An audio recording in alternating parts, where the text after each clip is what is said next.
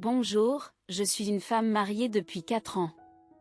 J'ai actuellement 27 ans et mon mari 31, ce qui nous donne une différence d'âge de 4 ans. Cette différence d'âge est considérée comme optimale pour la compatibilité, ce qui peut expliquer pourquoi mon mari et moi nous sommes toujours très bien entendus depuis notre première rencontre. Cependant, même si nous sommes proches, il y a une chose qui me préoccupe, et c'est la famille de mon mari. Malheureusement, je n'ai jamais eu la chance de rencontrer mon beau-père car il est décédé, mais la mère et la jeune sœur de mon mari ont toutes deux beaucoup compté sur mon mari, tant sur le plan émotionnel que financier. Heureusement, grâce à l'assurance et à la volonté de mon mari, nous n'avons pas rencontré beaucoup d'obstacles lorsque nous avons décidé de nous marier. Cependant, au cours de la première année de notre mariage, un événement important s'est produit, qui m'a également affectée. Comme beaucoup d'autres couples mariés, mon mari et moi travaillons tous les deux. Par conséquent, nous gérons chacun nos revenus et nous partageons équitablement les dépenses du ménage et les impôts. Cependant, lorsqu'il s'agit de cadeaux et de dépenses pour nos deux familles, la décision est laissée à la discrétion de chacun. Cet arrangement a été convenu avant notre mariage. Mon mari travaille pour une société bien connue, reconnaissable à son seul nom. D'autre part, je gère une pharmacie relativement importante dans le quartier, avec 2 employés. Comme nous l'avons brièvement mentionné, ma belle-mère n'a plus de revenus depuis le décès de son mari. Par conséquent, mon mari lui envoie une allocation mensuelle de 1 500 $. Elle habite avec sa fille dans une maison de ville de 10 ans d'âge et d'une superficie de 2000 pieds carrés. En revanche, mon père est un homme d'affaires prospère qui possède des biens immobiliers considérables. De ce fait, ma famille est plus riche que celle de mon mari. En fait, la pharmacie que je gère est située au rez-de-chaussée d'un immeuble appartenant à mon père. Par conséquent, je paie un loyer nettement inférieur à celui du marché. En ce qui concerne notre situation de vie, nous avons récemment acquis une maison pour jeunes mariés. Je veux que vous vous sentiez à l'aise et que vous ne soyez pas accablés, alors s'il vous plaît, discutez avec Lisa et achetez des meubles et des appareils de qualité pour notre nouvelle maison. Même si cela implique de payer un peu plus cher, cela en vaudra la peine. Cette maison de jeunes mariés est un condominium que mon père avait acheté il y a quelque temps dans le centre-ville. Lorsque mon mari a rencontré mon père, celui-ci a tout de suite vu son potentiel et a été très impressionné. Il a souhaité bonne chance à mon mari en lui disant: « Ton premier pas doit être bon et il te mènera à une plus grande réussite. » Les paroles de mon père nous ont surpris tous les deux. Il éprouvait de la sympathie pour mon mari, qui était devenu le chef de famille après avoir perdu son père, et il était fier de ce qu'il avait accompli. Mon époux menait un style de vie similaire à celui de mon mari, comme s'il cherchait à prendre la place de son père pour mon mari, qui se trouvait être mon seul frère ou ma seule sœur. Mon mari était traité comme un fils dans ma famille. Ma belle-mère, au contraire, a eu l'impression de perdre sa principale source de soutien pour sa famille.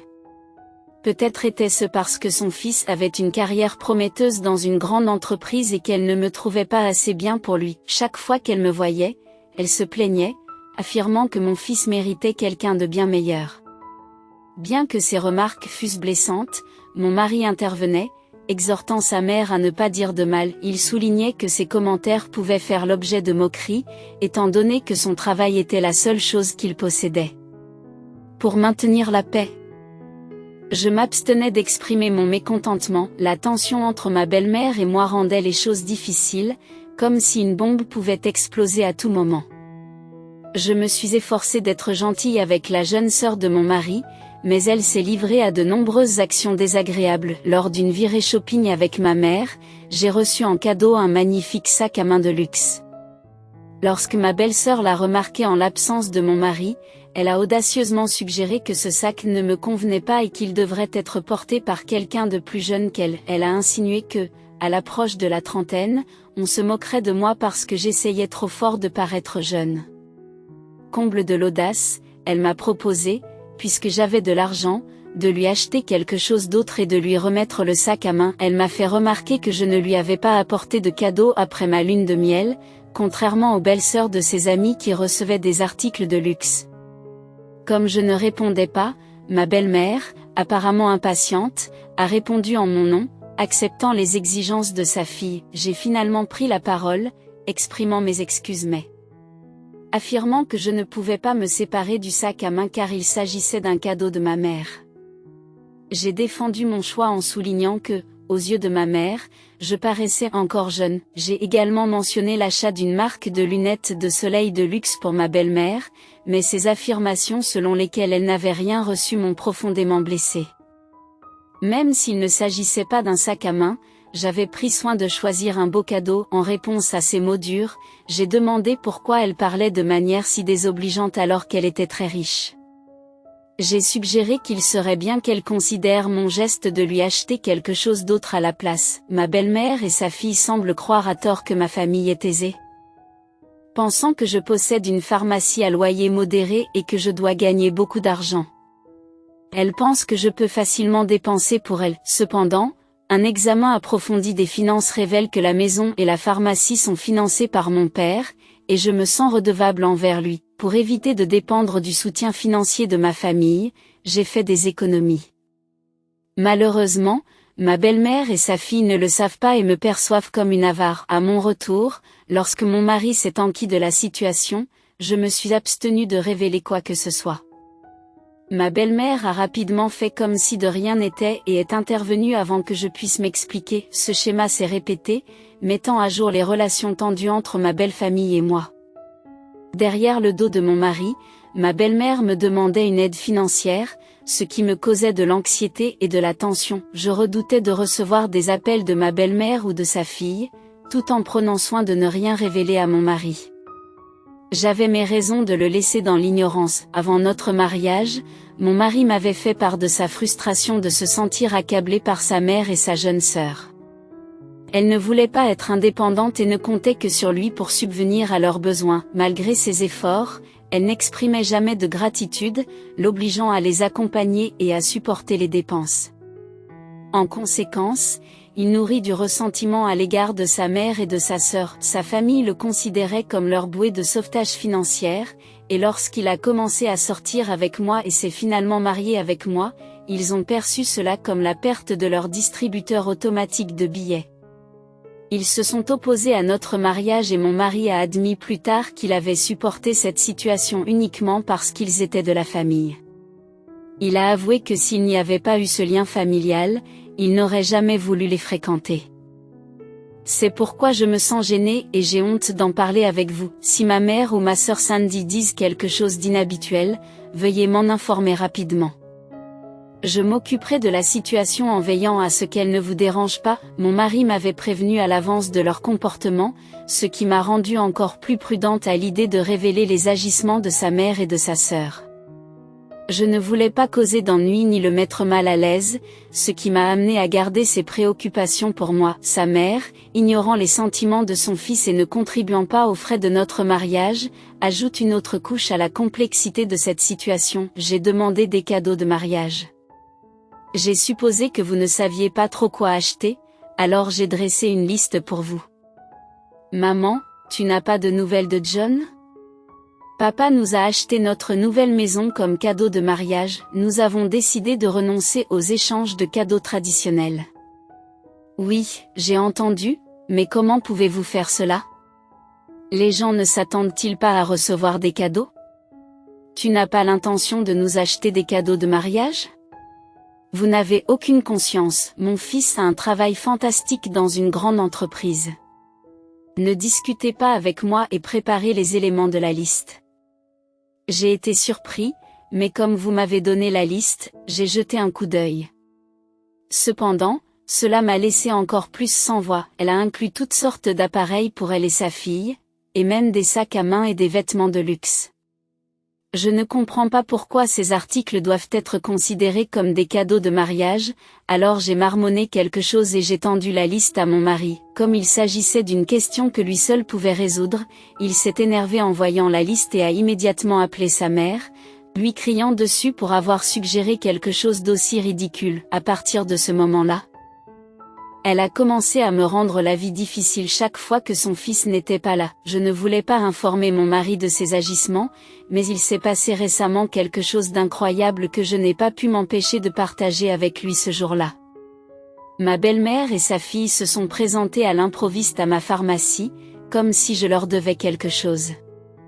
Comme d'habitude, elles m'ont dit de ne pas en informer mon mari et ont demandé à parler en privé. Contrairement aux autres jours, j'ai ressenti un sentiment d'inquiétude.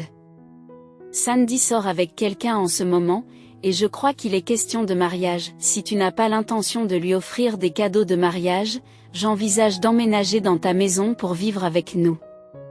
Je n'avais jamais envisagé cela auparavant, Lisa. Mon frère est l'aîné et le chef de famille. Comment ai-je pu ne pas y penser? Si je me marie, mon frère ne devrait-il pas s'occuper de notre mère, qui vivrait seule? N'est-ce pas évident? Je n'arrive toujours pas à y croire, ce n'est pas quelque chose que je peux décider seule. De plus, c'est mon père qui a acheté la maison, je dois donc en discuter avec lui. Et, ce n'est pas parce que ton père t'a acheté cette maison que tu dois t'en vanter. Si tu me prives de mon fils talentueux, ne devrais-tu pas te rattraper en faisant quelque chose pour moi aussi? Dis-le à ton père. Et si ton père rejette l'idée? Est-ce que tu me dis de vivre dans la rue ou quelque chose comme ça, et non pas les membres de ta famille?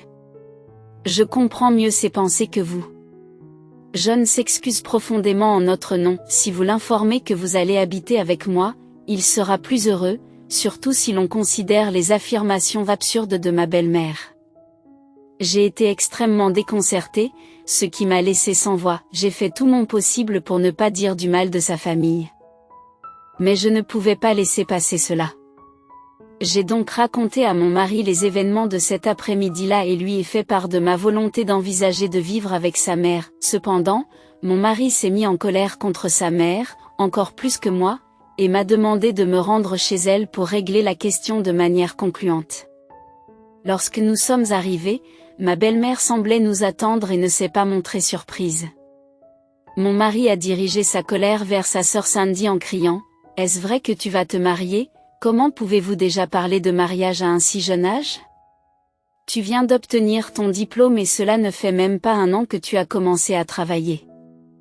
Tu veux dire que je mens? Est-il vrai que vous êtes sortis ensemble et que c'est lui qui vous a demandé en mariage? Eh bien, dites à votre petite amie de venir me rencontrer immédiatement. C'est la seule façon pour moi de prendre une décision pour l'avenir. » Craignant de se mettre dans l'embarras, Sandy a répondu « Pourquoi devrais-je l'amener ici alors que vous êtes déjà en colère contre moi? De plus, après avoir entendu votre conversation avec votre femme, pourquoi voudrait-il venir? De quoi allez-vous donc parler? Était-ce vraiment si urgent que vous deviez venir ici? Vous manquez vraiment de bon sens. Ce n'est pas parce que tu as beaucoup d'argent que tu es moins inutile, maman, cessez de parler ainsi à ma femme. Et comment pourriez-vous en parler sans m'impliquer? De plus, c'est la maison que mon beau-père a achetée pour nous, peu importe qui l'a payée. C'est là que réside mon fils, pourquoi n'ai-je pas le droit de vivre dans la maison de mon propre fils? Ai-je même les moyens de payer le mariage de Sandy? Je devrais vendre la maison pour acquérir les fonds nécessaires aux dépenses de mariage et aux cadeaux, à moins que tu ne veuilles vivre avec moi, c'est à toi de payer le mariage et les cadeaux pour éviter à ta sœur de se retrouver dans l'embarras. Maman. Est-il vraiment venu te voir? As-tu au moins vu à quoi il ressemble? Oui, je l'ai vu, j'ai vu sa photo. Il a l'air d'être quelqu'un de bien. D'après ta sœur, il vient d'une famille aisée. Si elle l'épouse, je n'aurai pas à m'inquiéter de son bien-être financier. En écoutant leur conversation, je n'ai pas pu m'empêcher de plaindre ma belle-sœur. C'était plutôt pitoyable à entendre. En observant de plus près, il est devenu évident qu'elle sortait effectivement avec quelqu'un, mais il semblait qu'il n'envisageait pas vraiment de se marier. Cependant, elle avait accordé trop d'importance à lui et à l'avenir de leur relation. Elle avait commencé à travailler récemment, il n'y a pas si longtemps. Son salaire était maigre et son lieu de travail était assez éloigné de la maison, ce qui entraînait des griefs constants. La notion de mariage persistait dans son esprit comme une échappatoire potentielle à son travail exigeant et une chance d'avoir une vie plus confortable. En observant cela, mon mari a compris la situation. Jugeant inutile de poursuivre la discussion, il était temps de faire une annonce décisive concernant Sandy et toi. La lutte a été réelle. Je ne suis pas à l'aise pour l'exprimer devant Lisa, mais je me sens obligée de le partager avec toi, maman, lorsque j'ai fait part de mon intention de me marier, tu t'es tout de suite préoccupée des frais de subsistance. Tu as insisté sur le fait que si je ne pouvais pas contribuer aux frais de subsistance mensuels, le mariage ne devrait même pas être envisagé. Par conséquent, je t'ai toujours versé 1500 $ par mois. Vous rendez-vous compte de l'effort que cela représente? Malgré mon soutien financier, j'espérais qu'il épargnerait à ma femme des interférences inutiles, mais cela n'a pas été le cas. Je pourrais choisir de cesser les paiements à partir du mois prochain, mais comprenez-vous pourquoi j'ai toléré cela si longtemps? C'est à cause de papa. Alors que tu cherchais toujours à obtenir quelque chose de moi, papa s'efforçait secrètement de donner. Lorsque j'ai assumé le rôle de chef de famille, je me suis engagée à sacrifier mes désirs personnels, comme papa me l'avait conseillé de son vivant. Cependant, sur son lit de mort, il m'a demandé de prendre soin de toi et de Sandy. En exprimant des remords sans sa dernière volonté, j'aurais pu m'éloigner de vous. Maintenant, réfléchissez, croyez-vous vraiment que 1500 $ représente une somme importante? Si votre père l'a demandé, le montant ne devrait pas se limiter à 1500 $, il devrait être de 15 000 $, voire plus. Or, au lieu de l'apprécier, vous exigez encore plus. Sandy a dû recourir à un prêt étudiant parce que les fonds fournis n'étaient pas suffisants. Vous considérez peut-être qu'il ne s'agit que de 1500 $, mais vos exigences exagérées sont injustifiées. Si vivre avec moi n'est pas souhaitable, alors assume la responsabilité du prêt de Sandy et envisage une contribution mensuelle d'au moins 3000 $. Suis-je une banque, maman? Si je me plie à de telles exigences, que me restera-t-il? Si vos attentes persistent de manière déraisonnable, je ne verserai plus un centime à partir de maintenant. Vivez ensemble comme vous l'entendez, mais je dois avouer que je suis enclin à rompre les liens avec vous. J'ai donné le meilleur de moi-même, et avec Sandy employée après l'obtention de son diplôme, j'ai rempli mes responsabilités. J'ai décidé d'honorer la promesse faite à mon père et de rompre mes liens avec vous. Mon mari était incroyablement en colère, il m'a pris les mains et est sorti en trombe de la maison de sa mère. Consciente de sa colère, j'ai pris le volant et nous ai ramenés à la maison, car il n'était pas sûr de conduire. Alors qu'il attendait à un feu rouge, j'ai remarqué que mon mari se couvrait le visage de ses mains, pris de sanglots. Bien que je n'ai jamais rencontré son père, je sais qu'il était le héros de mon mari. Son père devait être quelqu'un d'attentionné et de compatissant. Lorsque son père a demandé à mon mari de s'occuper du reste de la famille, il a voulu tenir sa promesse. Après être rentré à la maison et avoir pris soin de sa mère et de sa sœur, j'ai demandé à mon mari s'il était vraiment sincère lorsqu'il avait dit qu'il romprait les liens avec sa mère et sa sœur. Il m'a répondu qu'il le ferait s'il le pouvait, mais qu'il pensait qu'elle ne le laisserait pas faire. Il avait besoin de temps pour réfléchir à cette décision et m'a demandé de ne pas insister. Ce jour-là, j'ai choisi de ne pas en parler davantage et je me suis sentie mal à l'aise en sa présence.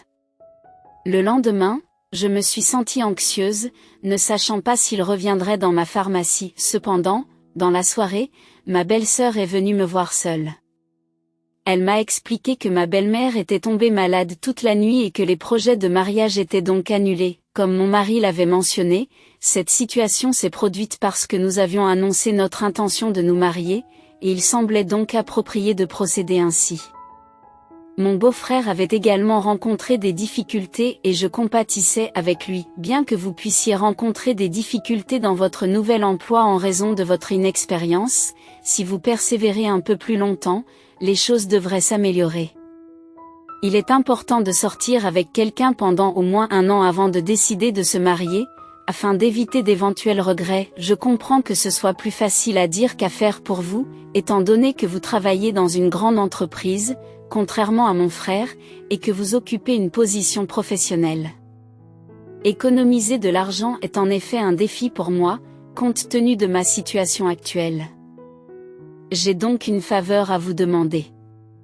Serait-il possible pour moi de travailler dans votre pharmacie?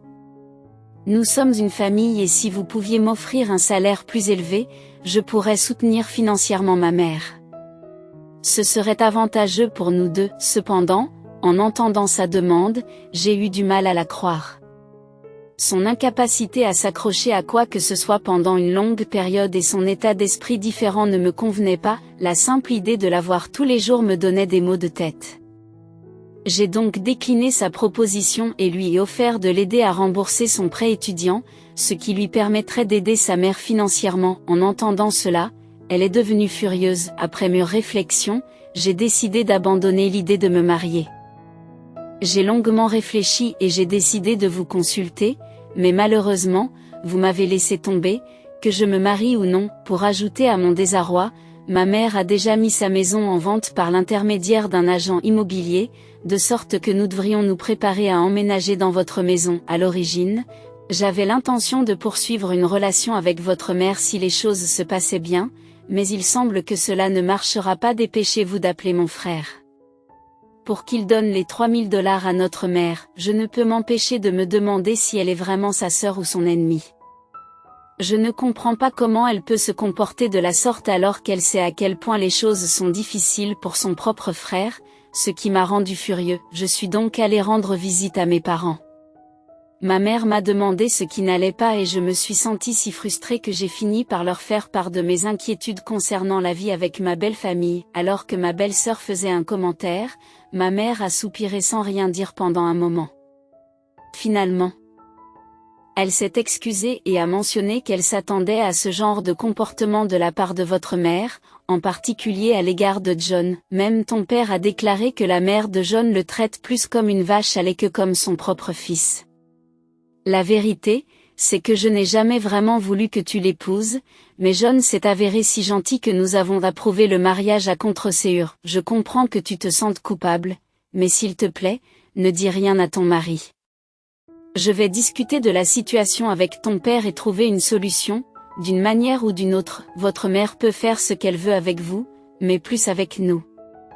Je suis sincèrement désolée, je suis censée te montrer à quel point je suis heureuse, mais ce n'est pas ta faute, et tu ne dois pas t'en vouloir. Si tu as des difficultés, tu peux toujours compter sur tes parents. C'est pire pour nous si tu gardes tout pour toi et si tu souffres seul. Il en va de même pour ton mari, nous sommes tes parents et il est de notre devoir d'intervenir et de t'aider. Ces paroles de ma mère m'ont donné du courage et je suis rentrée chez moi. Je voulais préparer le plat préféré de mon mari pour qu'il se sente mieux, mais le soir même, il m'a remis les papiers du divorce en m'expliquant qu'il ne voulait plus me voir souffrir. Je n'ai jamais voulu avoir recours à cette option, mais après avoir appris par Sandy que ma mère avait mis la maison en vente, je soupçonne qu'elle essaiera d'entrer de force dans notre foyer. Je ne veux pas être un fardeau pour toi ou tes parents, alors allons jusqu'au divorce. Je crois que c'est la meilleure solution. En vérité, je n'aurais jamais dû me marier, ma chère. Est-ce que tout cela a un sens? Nous nous aimons, nous avons décidé de nous marier, et pourquoi devrions-nous y mettre fin à cause des problèmes de quelqu'un d'autre et non des nôtres? Ce n'est pas possible. Nous sommes une famille et tu n'es pas un problème pour moi. Ma mère m'a même dit que tu étais comme un fils pour elle, alors je me sens blessée par tout cela. Cette nuit-là, lorsque vous avez pris cette décision, mon mari et moi avons pleuré de façon incontrôlable. Il y a quelques jours, mon mari m'a informé que mon père l'avait appelé pour l'inviter à déjeuner. Malgré le refus de mon mari, mon père lui a donné une carte de crédit. C'était un soulagement d'avoir une carte à utiliser pour les dépenses familiales, car le relevé ne me parvenait pas directement par prélèvement automatique. Cela signifiait que je n'avais pas à me préoccuper du suivi des dépenses et que je pouvais dépenser librement, en gardant à l'esprit qu'il s'agissait d'un cadeau de mon beau-père. De temps en temps, je l'utilisais aussi pour acheter quelque chose de spécial à Lisa, car les femmes apprécient ce genre de gestes attentionnés.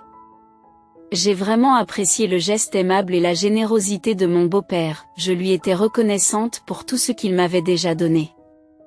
Je n'ai donc pas ressenti le besoin de lui acheter un cadeau en retour et je ne voyais aucune raison pour qu'il s'en désole. Il convient de préciser que, comme je n'ai pas de fils, je considère mon mari comme tel et j'aime passer du temps avec lui. Faire du shopping avec des femmes peut prendre beaucoup de temps, mais c'est une grande joie pour moi lorsque mon mari m'accompagne.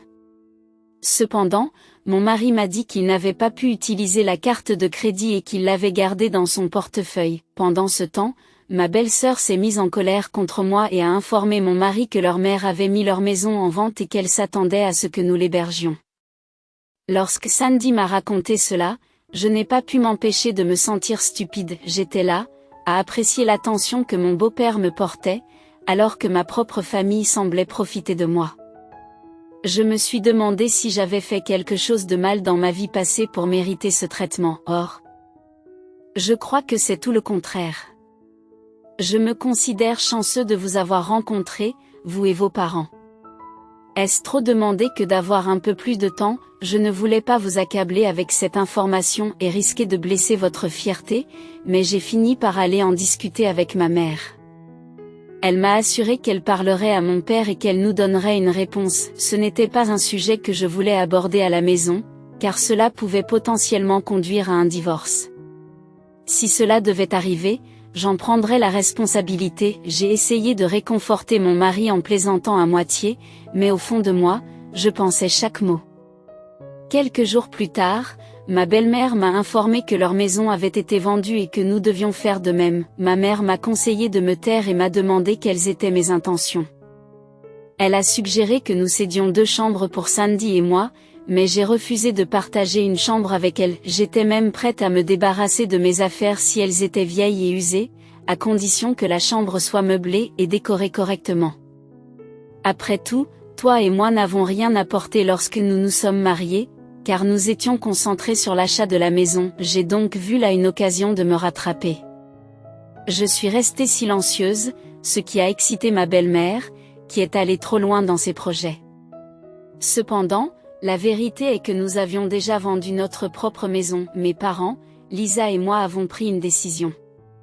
Si vous et votre mari êtes d'accord, nous aimerions vous inviter à habiter à l'étage de notre maison. Vous pourrez vivre avec nous pendant 1 an ou 2, le temps de trouver un nouvel appartement. J'en ai également discuté avec ton père. En restant avec nous, tu n'auras pas à t'inquiéter que ta belle-mère te demande de vivre avec elle. De plus, si John est d'accord, nous pourrons en profiter pour lui donner une leçon. J'admets que cela peut paraître vindicatif, mais je veux m'opposer à ceux qui ont fait souffrir mes enfants.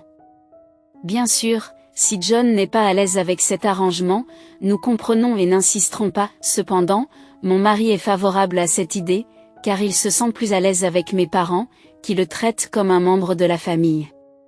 Sans tarder, nous avons déménagé et notre appartement s'est vendu rapidement dès que nous l'avons mis sur le marché. Le jour est enfin arrivé où ma belle-mère nous a annoncé qu'elle déménageait.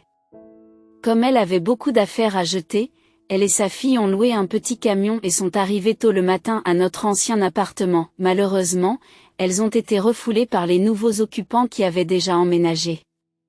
Ils ont informé ma belle-mère que nous n'habitions plus là. Ils nous ont accusés d'avoir fait exprès de créer des problèmes et ont exigé de connaître notre nouvelle adresse. Ils se sont sentis trompés et stupides. Je m'excuse de ne pas vous avoir informé plus tôt de notre déménagement, mais tout s'est passé si brusquement. Mon père étant propriétaire de la maison, il a décidé de la vendre, ce qui ne nous a pas laissé le choix. Nous n'avons pas eu d'autre choix que d'emménager chez mes parents, car nous n'avions nulle part où aller. Si vous vous retrouvez sans logement, pourriez-vous envisager de vivre avec nous? Avez-vous fait exprès de nous mettre dans cette situation difficile pour que nous soyons obligés de vous envoyer de l'argent? Nous devons vraiment trouver un nouvel endroit, maman. Nous avons des difficultés financières, car je dois payer un loyer à mon beau-père. Par conséquent, je ne peux vous envoyer que 1 000 $, principalement parce que Sandy contribue à nos revenus. J'espère que tu comprendras. Cependant, dans 1 an, je ne pourrai même plus vous envoyer cette somme. Nous devrons trouver notre propre logement et déménager. Je pensais que la famille de votre femme était riche et qu'elle vous soutiendrait. Ne vous font-ils pas payer un loyer et ne veulent-ils pas vous aider à trouver un logement convenable? Ils prétendent que vous avez insisté pour vivre avec nous, ce qui les a amenés à vendre la maison. C'est affreux, non? Tu es restée silencieuse, bien que tu aies entendu cela? Même moi, à leur place, j'aurais pris la même décision. Alors, ne mendions pas et efforçons-nous plutôt de vivre comme des travailleurs. Vous avez de l'argent grâce à la vente de votre maison, utilisez-le pour trouver un nouveau logement. Il serait préférable que vous déménagiez dans une maison plus petite qu'auparavant. Je dois mettre fin à l'appel maintenant et aller de l'avant. Si le sujet de l'argent est abordé, je ne vous l'offrirai pas, alors s'il vous plaît, n'envisagez même pas de l'aborder. Maman, je suis très heureux dans ma situation actuelle. Je me sens comme un fils, pas seulement comme quelqu'un qui fournit de l'argent. S'il te plaît, permets-moi de vivre comme un être humain. J'ai besoin de ton aide maintenant. Très bien, ne t'inquiète pas pour moi et ta sœur, tu peux très bien vivre seule. Nous ne te considérerons plus comme faisant partie de notre famille non plus. Voyons si tu t'en sors bien après avoir abandonné ta propre famille pour vivre dans le confort tout seul. Je garderai un œil sur toi pour voir ce qui t'arrive. Tu peux penser qu'ils sont gentils avec toi maintenant, mais n'oublie pas que ce sont toujours des étrangers. Comme ce serait triste pour toi de ne pas avoir ta propre famille, même si tu revenais nous rendre visite, nous ne t'accepterions jamais, espèce de misérable. Je parie que ton père a le cœur brisé à cause de toi. Depuis ce jour, ma belle-mère a juré et raccroché le téléphone, nous n'avons plus eu aucun contact avec elle au moment où j'écris ces lignes. Nous ne savons ni où ni comment vivent ma belle-mère et sa fille. Je m'interroge sur leur bien-être et j'envisage de leur tendre la main. Cependant, je me souviens du désir de mon mari de vivre comme un être humain et pas seulement comme une source d'argent. J'en ai donc conclu que rien ne comptait hormis le bonheur de mon mari. De temps en temps, je vois des nouvelles de ma belle-sœur sur les médias sociaux. Je ne sais pas si elles sont vraies ou non, mais il semble qu'elle se porte bien, à moins qu'elle n'ait radicalement changé. Si l'un d'entre eux devait nous contacter, mon mari et moi avons convenu de ne pas l'accepter.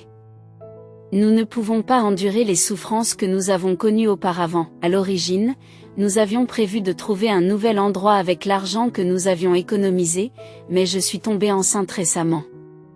Par conséquent, nos projets de déménagement ont été reportés jusqu'à ce que notre enfant entre à l'école primaire. Mon mari et mes parents ne voulaient pas vivre séparément, c'est donc maintenant 3 contre 1. Il est difficile de déterminer s'il s'agit de la maison de mes beaux-parents ou de celle de mes parents, car ces 3-là sont si proches que j'en suis presque envieuse. Je devrais préparer le plat préféré de John, maman. Il aime les plats épicés et les soupes de légumes. Cependant, les plats épicés ne sont pas bons pour la santé, alors préparons plutôt une soupe de poulet, John. Papa, tu veux aller pêcher ce week-end? Non, papa, John et moi sommes censés aller faire des courses. John, la pêche n'est-elle pas plus productive que le shopping? Faire du shopping n'a pas l'air amusant pour un homme. Allons pêcher et je te préparerai une délicieuse soupe de poisson. La joie est une émotion difficile à exprimer. Pourtant, pas plus tard qu'hier, mon mari et moi avons rendu visite au lieu de repos de mon beau-père pour lui annoncer la nouvelle de ma grossesse.